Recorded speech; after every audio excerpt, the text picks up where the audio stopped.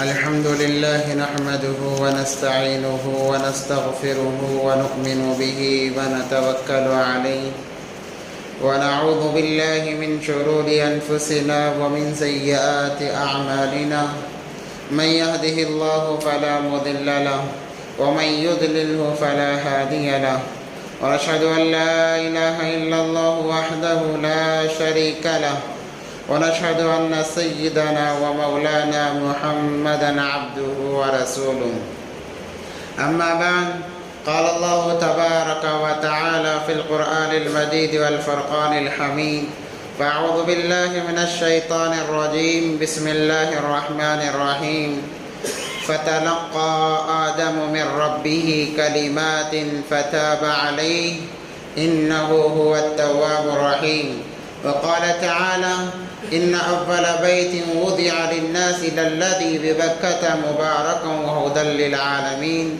فيه آيات بينات مقام إبراهيم صدق الله العظيم قال النبي صلى الله عليه وسلم بني الإسلام على خمس الشهادة أن لا إله إلا الله وأشهد أن محمدا عبده ورسوله وإقام الصلاة وإيتاء الزكاة والحج وصوم رمضان وقال النبي صلى الله عليه وسلم من حج لله فلم يرفث ولم يفسق رجع كيوم ولدته أمه أو كما قال النبي صلى الله عليه وسلم اللهم صل على سيدنا مولانا محمد في أول كلامنا اللهم صل على سيدنا مولانا محمد في أوسط كلامنا اللهم صل على سيدنا محمد في آخر كلامنا اللهم لك الحمد كما أنت أهله فصل على محمد كما أنت أهله وافعل بنا ما أنت أهله فإنك أنت أهل التقوى وأهل المغفرة اللهم صل على محمد كلما ذكره الذاكرون وصل على محمد كلما غفل عن ذكره الغافلون رب اشرح لي صدري ويسر لي أمري واحلل عقدة من لساني يفقه قولي اللهم صل على محمد وآله ألف ألف مرة اللهم صل على محمد وآله ألف ألف مرة اللهم صل على محمد وآله ألف ألف مرة محترم و معزز سامعین کرام بزرگان دین عزیز ساتھیوں ایک مرتبہ دل کی گہرائیوں کے ساتھ محبت کے ساتھ درود پاک پڑھ لیں اللہم صلی علی سیدنا محمد وعلی آل سیدنا محمد وبارک وسلم معزز سامعین کرام مسلمانوں کے لیے یہ دنیا امتحان گاہ ہے یہاں پر اللہ تبارک و تعالی بندوں کو بھیج کر امتحان لیتے ہیں کہ دیکھیں بندوں نے کیا عمل کیا ہے قرآن کے اندر اللہ تبارک و تعالی وضاحت فرماتے ہیں الذی خلق الموت والحیات لیبلوکم ایکم احسن عملا اے میرے بندو جانتے ہو میں نے دنیا کی زندگی تمہیں کیوں دی ہے اس لیے دی ہے تاکہ میں دیکھوں کون مجھے مان کر آتا ہے اور کون میرے احکام کو چھوڑ کر آتا ہے میری نافرمانی کر کے آتا ہے میں دیکھنا چاہتا ہوں تو اللہ تبارک و تعالیٰ دیکھنا کیوں چاہتے ہیں جانچنا کیوں چاہتے ہیں اس لیے چاہتے ہیں کہ عالم ارواح کے اندر جب تک دنیا کا نظام نہیں تھا بس اللہ تھے اور عالم ارواح اس کے اندر تمام انسانیت کی روحیں اللہ تبارک و تعالیٰ نے ان روحوں سے مخاطب ہو کر کہا الست بربکم اے روحوں بتاؤ کیا میں تمہارا رب نہیں ہوں تمام روحوں نے نبی پاک صلی اللہ علیہ وسلم کی پیروی کرتے ہوئے علماء فرماتے ہیں سب سے پہلے جواب دینے والے دو جہاں کے سردار حضرت محمد مصطفیٰ صلی اللہ علیہ وسلم تھے ان کی زبانی جیسے یہ الفاظ آئے تمام روحوں نے ایک وقت میں کہا قالوا بلا کیوں نہیں اے اللہ آپ ہی ہمارے پالنہار آپ ہی ہمارے پروردگار آپ ہی جلانے مارنے والے، آپ ہی کھلانے پلانے والے، آپ ہی تمام چیزوں پر قادر ہیں۔ تو اللہ تبارک و تعالیٰ نے کہا اچھا تو میں تمہیں آزماؤں گا ایسی جگہ بھیج کر جہاں بظاہر میں نظر نہیں آؤں گا مگر ہر وقت ساتھ رہوں گا۔ اللہ تبارک و تعالیٰ بظاہر نظر نہیں آئیں گے مگر ہر وقت، بلکہ انسان کے شہ رگ سے زیادہ اللہ تبارک و تعالیٰ قریب ہیں۔ ہم اپنے قریبی دوست کو جو اپنے ساتھ ہوتے ہیں پکاریں، سننے میں تردد ہو سکتا ہے، مشکلیں پیش آ سکتی ہیں، مگر جب کوئی بندہ اللہ کو پکارتا ہے، وہ بھی دل میں پکارتا ہے، اللہ تبارک و تعالیٰ بندے کی ایک ندا پر 70 یا 70,000 مرتبہ جواب دیتے ہیں، کہتے ہیں لبیک یا عبدی، اے میرے بندے میں حاضر ہوں، بتا کیا غرض ہے، تو نے مجھے کیوں بلایا ہے؟ بعض نے سوال کیا اللہ کے نبی اگر کوئی ہمیشہ اللہ کو پکارتا رہے تو نبی پاک صلی اللہ علیہ وسلم نے فرمایا بندہ جتنی دفعہ پکارے گا، جتنی بار پکارے گا، اللہ تبارک و تعالیٰ جواب دیتے رہیں گے۔ تو الغرض آزمانے کے لیے اللہ نے دنیا میں ہمیں بھیجا ہے تاکہ دیکھیں کون اللہ کو مان کر جو وعدہ کیا تھا کہ اللہ آپ ہی ہمارے سب کچھ ہیں، اس بات پر کون قائم رہتا ہے۔ اللہ نے آزمانے کے لیے دنیا میں بھیجا ہے۔ یہ دنیا سمندر کے مانند ہے، دنیا سمندر کے مانند ہے، تمام انسانیت کشتی کے مانند ہے۔ ہمیں دنیا میں ہی رہنا ہے جب تک اللہ نے زندگی دی ہے۔ جیسے کشتیاں وہ سمندروں میں بسیرا کرتی ہیں، جیسے کشتیاں سمندر کے پانی کو اپنے اندر لینے سے ہلاک و برباد ہو جاتی ہیں، ویسے ہی اگر انسان دنیا کو اپنے اندر سمانے کی کوشش کرے، ہر وہ انسان برباد ہوا ہے جس نے دنیا کو اپنے اندر سمونے کی کوشش کی ہے، اپنے اندر بسانے کی کوشش کی ہے۔ واقعات بھرے پڑے ہوئے ہیں۔ تو یہ آزمائش کی جگہ ہے، امتحان کی جگہ ہے۔ اللہ تبارک و تعالیٰ نے حضرت آدم علیہ السلام کا امتحان لینے کے لیے کہا تھا کہ آدم جنت میں جو چاہے استعمال کرو مگر فلاں درخت کے پاس نہ جانا۔ وہ امتحان میں ناکام رہے، شیطان کے بہکاوے میں آ کر شیطان نے انہیں ورغلایا، جس کی وجہ سے انہوں نے اس پھل کو کھا لیا۔ بعض مفسرین کہتے ہیں یا بعض اسرائیلی روایات میں بھی یہ واقعات ملتے ہیں، جیسے ہی حضرت آدم علیہ نبینا علیہ السلام نے اس پھل کو کھایا، ان کے پیٹ کے اندر تکلیف شروع ہو گئی، گویا کوئی چیز ہے جو پیٹ سے نکلنا چاہتی ہے، جو پیٹ سے باہر آنا چاہتی ہے۔ جب تکلیف حد سے بڑھ گئی، آدم علیہ السلام نے کہا اے اللہ یہ تکلیف برداشت نہیں ہوتی ہے، کیا کیا جائے؟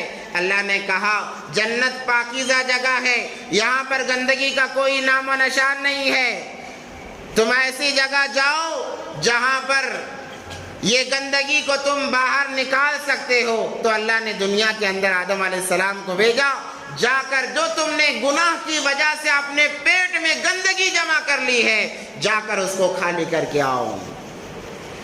تو دنیا کی مثال سمجھانے کے لیے، دنیا کی حیثیت سمجھانے کے لیے کہا گیا کہ یہ گندگیوں کی جگہ ہے۔ حدیث میں آتا ہے، صحیح بخاری کے اندر ہے کہ اللہ نے جب سے دنیا بنائی ہے ایک مرتبہ بھی محبت سے دنیا کو نہیں دیکھا ہے۔ یہ دنیا چاہنے کی جگہ نہیں ہے۔ تو انسان کو اس دنیا کے اندر ضرورت کے بقدر رہنا ہے، دنیا سے اپنی ضرورتیں جب تک سانسیں باقی ہیں اسی حد تک محدود ضرورتوں کو پورا کرنا ہے۔ جیسے انسان بیت الخلا بناتا ہے، اگر کوئی انسان بیت الخلا بہترین بنائے، ماربل اس کے اندر لگائے، بہت اعلیٰ سجائے، جتنا بھی اس پر خرچ کر لے، جب وہ اس کے اندر جاتا ہے محدود وقت کے لیے جاتا ہے۔ کب تک اس میں رہتا ہے؟ جب تک ضرورت پوری ہو نہ جائے تب تک رہتا ہے۔ جیسے ہی ضرورت پوری ہو گئی اس عالیشان جگہ کو چھوڑ کر بھی آ جاتا ہے، حالانکہ لاکھوں روپے لگایا ہے۔ کوئی انسان یہ نہیں کہتا میں نے لاکھوں لگائے ہیں چلو تھوڑی دیر یہاں پر آرام کر لوں۔ تو جیسے لاکھوں لگانے کے باوجود بھی اس کو ضرورت کے وقت استعمال کرتا ہے، مومن کے لیے بھی ویسے ہی دنیا کو ضرورت کے لیے استعمال کرنا ہے۔ جب دنیا کو مومن ضرورت کے لیے استعمال کرے گا، وہ اللہ کی بنائے ہوئے حدود کے اندر رہے گا۔ جب ضرورت سے آگے بڑھے گا حرص کی وجہ سے، وہ اللہ کا نافرمان بنے گا، اللہ کا نافرمان بنے گا۔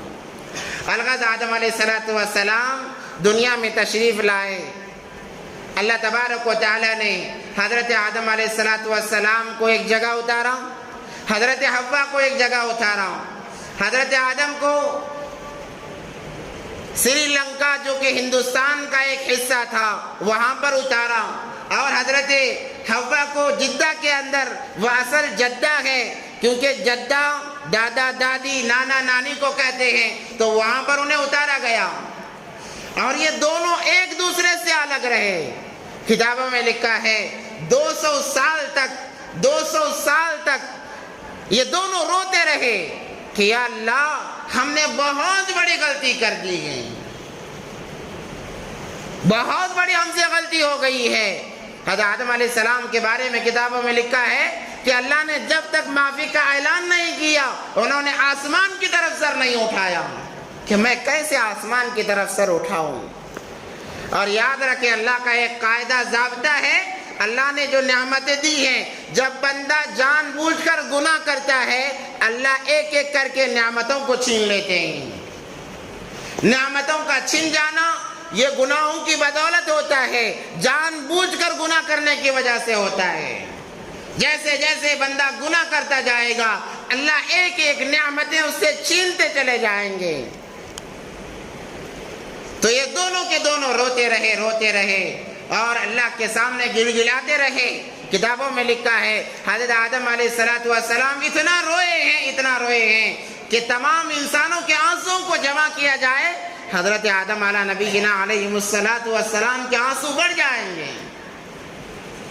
اتنا روئے ہیں، اللہ کے دربار میں گڑ گڑائے ہیں، اپنے گناہ کی معافی مانگی ہے۔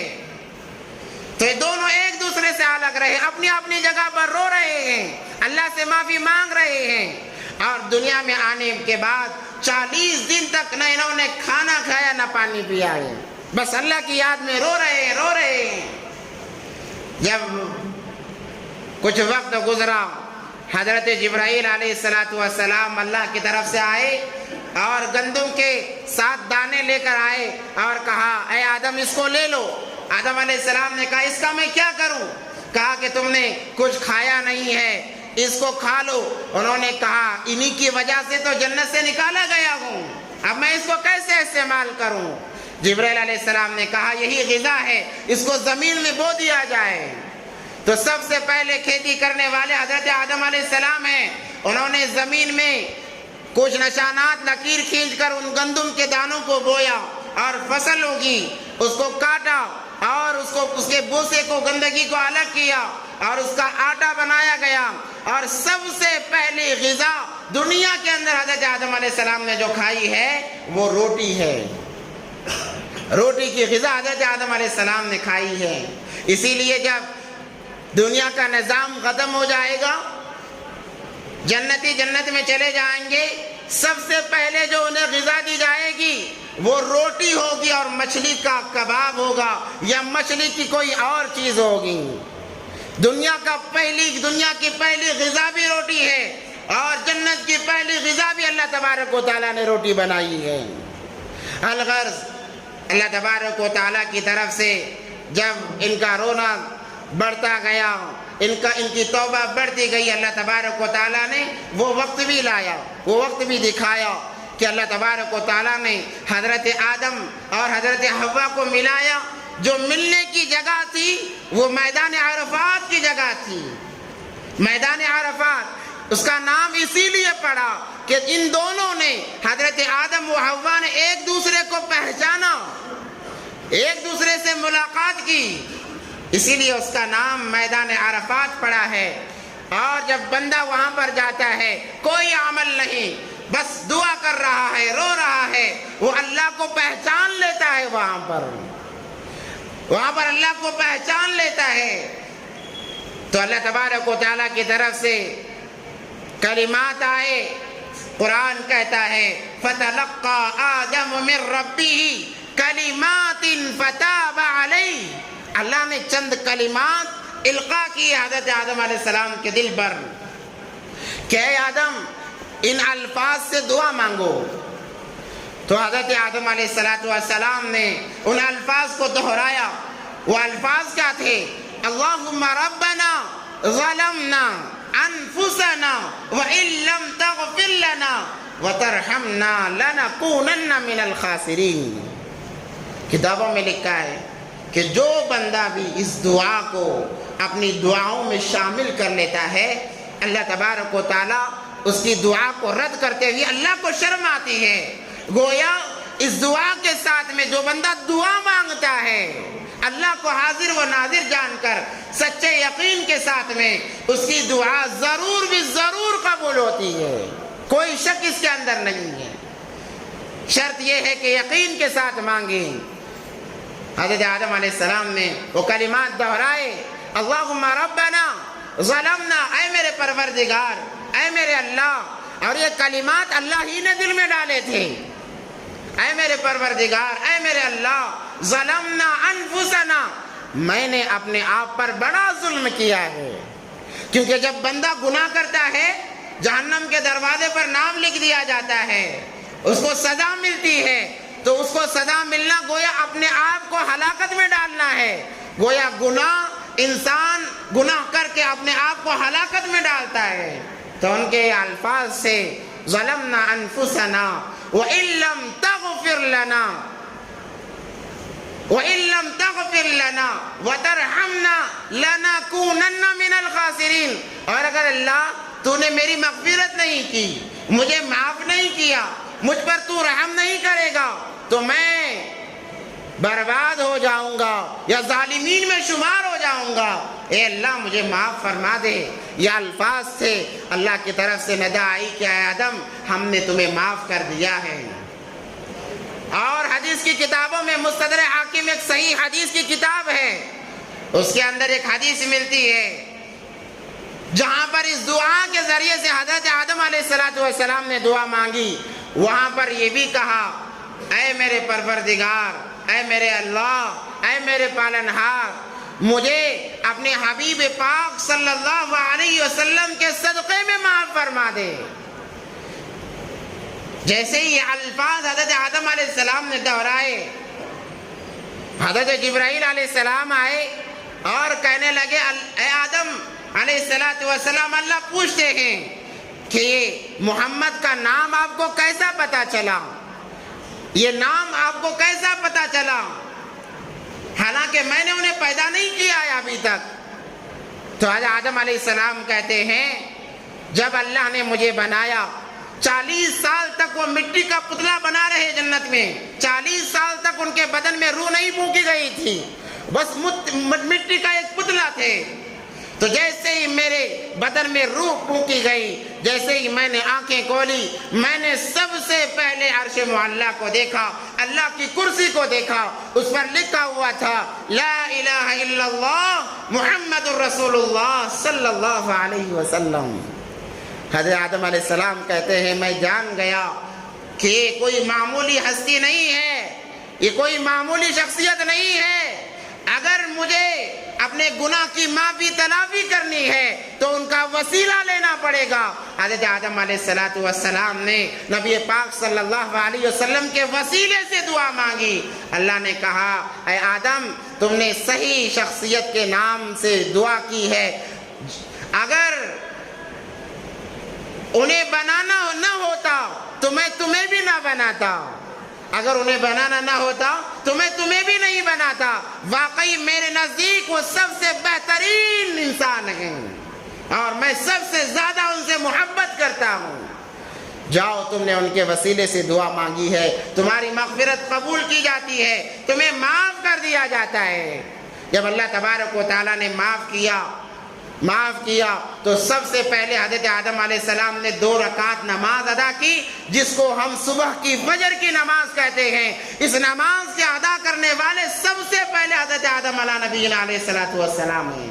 جب ان کی توبہ قبول ہوئی تو انہوں نے رات کا حصہ جا رہا تھا، وقت ختم ہو رہا تھا، جلدی جلدی 2 رکعت نماز ادا کی اور اللہ کا شکر ادا کیا۔ اس نماز کو اللہ تبارک و تعالیٰ نے اس امت پر فرض قرار دیا کہ فجر کی 2 رکعت فرض نماز قیامت تک کے لیے فرض قرار دی گئی۔ وہ حضرت آدم علیہ السلام کی نماز تھی۔ جب نماز ہو گئی، اب دن شروع ہو گیا۔ آدم علیہ السلام نے پوچھا اللہ کیا کروں؟ اللہ تبارک و تعالیٰ نے بتایا کہ آدم جاؤ میرے گھر کی تعمیر کرو، میرے گھر کی تعمیر کرو۔ اللہ کے گھر کو کئی مرتبہ بنایا گیا۔ سب سے پہلے فرشتوں کے ذریعے سے کعبۃ اللہ کو بنایا گیا، بلکہ زمین کی ابتدا کعبۃ اللہ کے جگہ ہی سے پھیلی ہوئی ہے۔ تمام کائنات کے اندر پانی کے علاوہ کچھ نہیں تھا، بس ایک نقطے کے مانند جہاں کعبۃ اللہ ہے وہاں زمین تھی۔ اللہ نے جب زمین بنانے کا ارادہ کیا وہیں سے زمین کو پھیلایا، تو فرشتوں کے ذریعے سے پہلے تعمیر کرائی گئی، اس کے بعد کعبۃ اللہ کو بنانے والے سب سے پہلے انسان حضرت آدم علیہ نبینا علیہ السلام ہیں، جسے قرآن نے کہا ان اول بیت وضع للناس للذی ببکۃ مبارک وہدی للعالمین، اور اس بات کی تعلیم دی کہ اے انسانوں دنیا میں تمہارے بھیجنے کا مقصد صرف عبادت ہے۔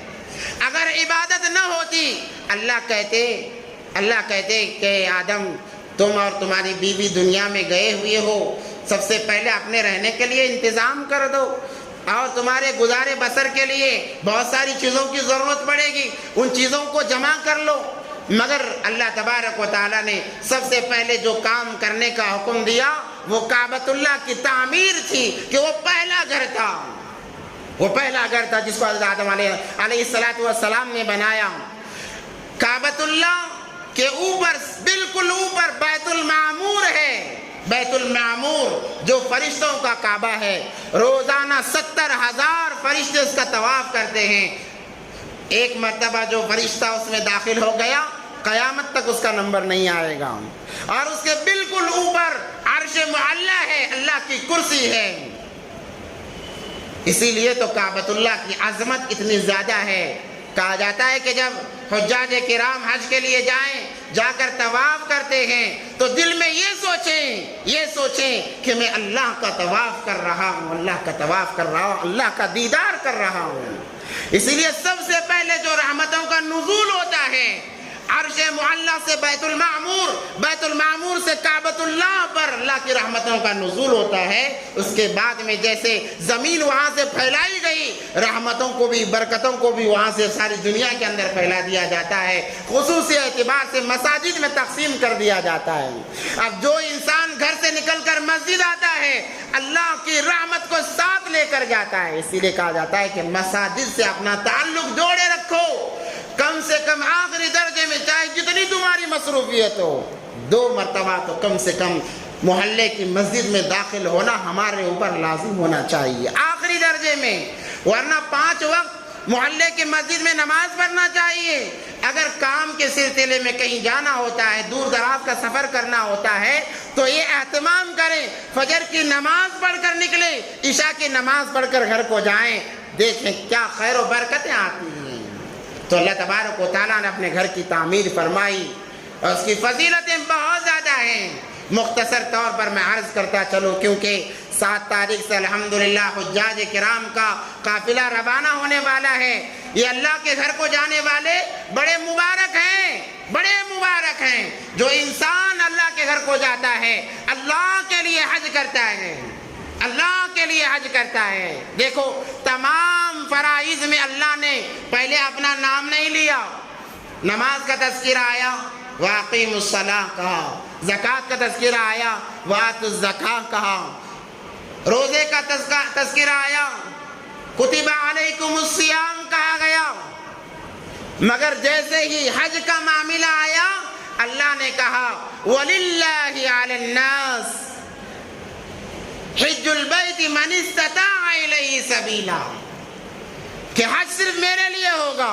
پہلے اللہ نے اپنا نام لایا، کہا کہ کرنا ہے صرف میرے لیے کرنا ہوگا، میرے لیے خاص کرنا ہوگا۔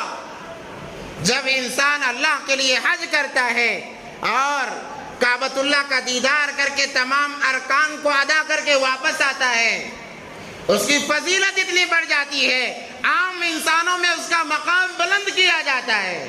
وہ ایسا آتا ہے رجع کیوم ولدتہ امہ، کہ وہ ایسا آ رہا ہے جیسے آج ہی اس کی ماں نے اسے جنا ہے، کوئی گناہ اس پر باقی نہیں۔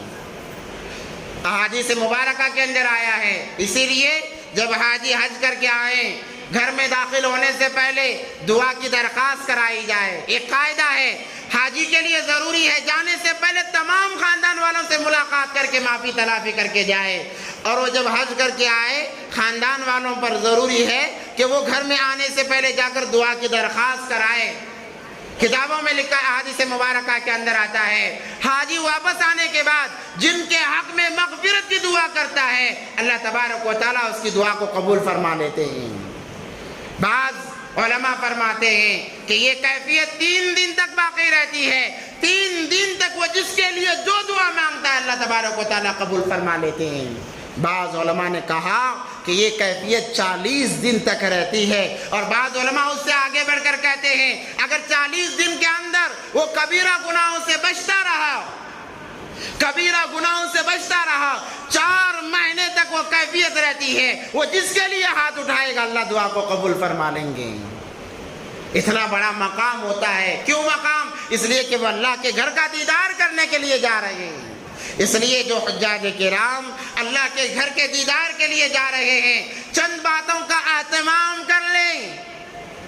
ہمیں کرنا تو ہے اللہ کے لیے، اس کے اندر دکھاوا شامل نہ کریں۔ آج ایک عجیب فضا چل پڑی ہے کہ ہر کام انسان چاہتا ہے کہ لوگوں کے سامنے فوراً آ جائے، میرا ہر نیکی کا کام لوگوں کے سامنے آ جائے۔ حدیث میں آتا ہے انسان نیکی کرے، اونٹ کے اندر جو پانی کے بسنے کی جگہ ہوتی ہے اس جگہ جا کر بھی اگر انسان ایک نیکی کرے یا ایک سبحان اللہ کرے، اللہ لوگوں پر ظاہر کر دیں گے میرا فلاں بندہ دیکھو اونٹ کے کوہان کے اندر مجھے یاد کر رہا ہے۔ اللہ نیکی کو کبھی چھپاتے نہیں ہے۔ جب اللہ ظاہر ہی کرنے والے ہیں تو ہم کیوں ظاہر کریں؟ اللہ ظاہر کرے اس میں خیر و برکت ہے، اس میں بزرگی ہے۔ جب بندہ ظاہر کرتا ہے اعمال کو ضائع کر دیا جاتا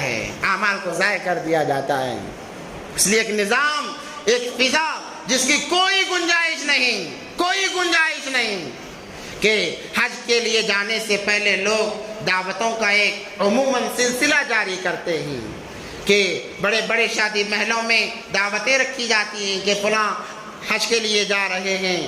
دیکھو تمام اعمال کے اندر، فرائض کے اندر ریاکاری کے 10% امکانات ہیں، 10% امکانات، نماز میں 10% امکانات، روزے میں، زکوٰۃ میں 10% امکانات، مگر جہاں حج کا معاملہ آتا ہے وہاں پر 100% ریا کے امکانات ہوتے ہیں، یاد رکھیں۔ اس لیے اللہ نے پہلے ہی کہا وَلِلَّهِ عَلَى النَّاسِ حِجُّ الْبَيْتِ مَنِ اسْتَطَاعَ إِلَيْهِ سَبِيلًا، کہ کرنا ہے بس میرے لیے کرنا پڑے گا۔ اس لیے ریا کے ہر پہلو سے ہم اپنے آپ کو بچائے رکھیں۔ ہم نے اپنی گاڑے خون اور پسینے سے جو کمایا ہے اس کو لے کر ہم جا رہے ہیں، دکھاوا کر کے کیوں اپنے اعمال کو ہم ضائع و برباد کریں؟ آج کل یہ ہو رہا ہے اور اس کو بزرگی سمجھی جاتی ہے۔ جتنے لوگ ہماری دعوتوں میں زیادہ ہوں گے اتنا نام ہوگا۔ عزت وہ نہیں ہے جو ہم خود سے کمائیں، عزت وہ ہے جو اللہ کی طرف سے ملے، اور وہ ہمیشہ باقی رہتی ہے۔ پہلے حج اسی لیے یہ میدان محشر کا ایک عکس ہے، ایک سایہ ہے۔ جو میدان محشر کے اندر حالات آنے والے ہیں وہ میدان عرفات میں انسانوں کے سامنے ہوتے ہیں۔ ہر ایک کو اپنی لگی ہوئی ہے کہ مجھ سے کیسے اللہ راضی ہو جائے، اللہ مجھ سے کیسے راضی ہو جائے، کوئی کسی کی فکر نہیں کرتا، اور ہر کوئی ایک ہی لباس میں 2 کپڑوں میں ہے، جسے کفن کے کپڑے کہتے ہیں، دو کپڑوں میں رو رہا ہے، اللہ کے سامنے گل گلا رہا ہے۔ میدان محشر میں بھی یہی عالم ہوگا، ہر کوئی ننگا ہوگا، ہر ایک کو ایک فکر ہوگی کہ اللہ میرا بیڑا کیسے پار ہو جائے۔ اما عائشہ نے پوچھا رضی اللہ تعالیٰ عنہ، اے اللہ کے نبی، جب ہر کوئی ننگا ہوگا تو ایک دوسرے کو دیکھ کر شرم آئے گی؟ نبی پاک صلی اللہ علیہ وسلم نے فرمایا، عائشہ اتنا وقت نہیں ہوگا کہ دوسرے پر نظر جائے، ہر ایک کو اپنے اعمال کی فکر ہوگی۔ اسی لیے پہلے جو بزرگ موجود ہیں وہ بھی جا چکے ہوں گے، جو حج کو جاتے تھے تو ہر ایک سے ملاقات کر کے رو دھو کر معافی، اور یہ اصل طریقہ ہے حج کو جانے کا کہ سب سے پہلے خاندان والوں سے ایک ایک کے پاس جائے، ایک ایک کے پاس جائے۔ زندگی کا کوئی بھروسہ نہیں ہے، اگر ہم نے کسی کا مال لوٹا ہے واپس کریں یا معافی تلافی کریں۔ یاد رکھیں ایک بات کو، ہم نے لوٹے ہوئے مال کے ذریعے سے حج کیا، کعبۃ اللہ کے اندر ہماری موت واقع ہو گئی، کعبۃ اللہ کے اندر ہم مر گئے، کعبے کے امام نے اگر ہماری نماز جنازہ پڑھائی ہے، اگر ہم نے کسی کا حق لوٹا ہے تب بھی ہماری مغفرت نہیں ہوگی، یاد رکھیں۔ اس لیے سب سے پہلے خاندان والوں سے معافی تلافی کریں، ایک ایک سے جا کر ملاقات کریں۔ اگر کسی کو مارا ہے، کسی سے جھگڑا ہوا ہے، معافی تلافی کرائیں، اس کے بعد آپ حج کو جائیں۔ آپ کے وہ حج کی کیفیت ایسی ہوگی آپ ساری زندگی بھلا نہیں سکو گے۔ پھر بھائیو، زندگی میں ایک دفعہ حج فرض ہے، بس ایک دفعہ فرض ہے، اس کے بعد میں آپ جتنے بھی حج کرو گے وہ فرض کا درجہ نہیں رکھے گا، وہ تو نفل بن جائے گا۔ آپ جتنے بھی حج کرو، جب زندگی میں ایک دفعہ فرض کو ادا کرنا ہے تو ریاکاری کیسی، دکھاوا کیسا، لوگوں کو تکلیف دے کے جانا کیسا۔ اس لیے خصوصی اعتبار سے حجاج کرام سے، بلکہ تمام لوگوں سے جو حج بیت اللہ میں جانے والے، گزارش کرتا ہوں کہ اپنے خاندان والوں سے جا کر ملاقات کریں، معافی تلافی کریں۔ اگر ہم دعوتوں پر خرچ کریں گے، ہاں وہ آپ کی بات ہے، اچھی بات ہے، مگر اس کی ثواب کی امید رکھنا یہ کم عقلی کی علامت ہے۔ اگر اخلاص ہوگا ثواب ملے گا، کوئی ضروری نہیں ہے شریعت کے اندر، مگر خاندان والوں سے ملاقات کر کے معافی تلافی کرنا یہ ضروری ہے۔ اللہ نے کہا جو کسی کے مال کو ہڑپ کر حج کرتا ہے، لاکھ حج کر لے، اس کا کوئی حج قابل قبول نہیں کیا جائے گا۔ اس لیے مقدس جگہ جا رہے ہیں، ایسی جگہ جس کو دیکھنے، جس کی طرف بڑھنے کے لیے جب انسان قدم اٹھاتا ہے، ایک قدم پر ایک نیکی، ایک گناہ معاف ہوتا ہے، اور جنت کے اندر ایک درجہ بلند ہوتا ہے، چاہے وہ پیدل جائے، چاہے وہ سواری پر جائے، چاہے وہ جیسے طریقے سے جائے، آپ کے قدموں کو اس کی گنتی کی جائے گی، اور ایک ایک گناہ معاف ہوگا، ایک ایک نیکی لکھی جائے گی، جنت کے اندر ایک ایک درجات کو بلند کیا جائے گا، مقام کو بڑھایا جائے گا۔ اس لیے جو بھی حج کے لیے جا رہے ہیں، سب سے پہلے یہ کام کریں کہ ہم پر کسی کا قرض باقی نہ رہے، کسی کا قرض باقی نہ رہے۔ اور جو لوگ اللہ نے جن کو مال دیا ہے، حدیث میں آتا ہے اللہ نے جنہیں مال دیا، فراوانی دی ہے، 5 سال اس پر ایسے گزرے کہ وہ حج چاہے تو کر سکتا تھا، اگر اس نے حج نہیں کیا تو وہ دنیا کا سب سے بدبخت انسان ہے، اللہ کی رحمت سے وہ سب سے زیادہ دور ہے۔ اس لیے دعا بھی کرتے رہنا چاہیے۔ اس لیے دوبارہ گزارش کرتا ہوں کہ ہم دکھاوے کے لیے، اللہ کے گھر کے دیدار کو نہ جائیں۔ اللہ ظاہر کر کے رہیں گے، بتا کر رہیں گے، ہمارے ہر ایک عمل کا اثر اپنے خاندان والوں پر پہنچا کر رہیں گے اللہ تبارک و تعالی۔ اگر ہم نے دکھا دیا، نام و نمود کے لیے بتا دیا، شو کر لیا، تو ہمارا عمل ضائع ہو جائے گا۔ لاکھوں روپے خرچ کر کے ثواب کمانے کے بجائے ہم لوگ گناہ کمانے والے بن جائیں گے، اور اللہ کی نظروں میں ہم گر جائیں گے۔ جو انسان اللہ کی نظروں سے گر جاتا ہے، بتاؤ اس کو کس کی نظروں میں مقام مل سکتا ہے۔ اللہ سے دعا ہے کہ اللہ تبارک و تعالی ہم تمام کو ان باتوں پر عمل کی توفیق عطا فرمائے۔ وآخر دعوانا الحمدللہ رب العالمین۔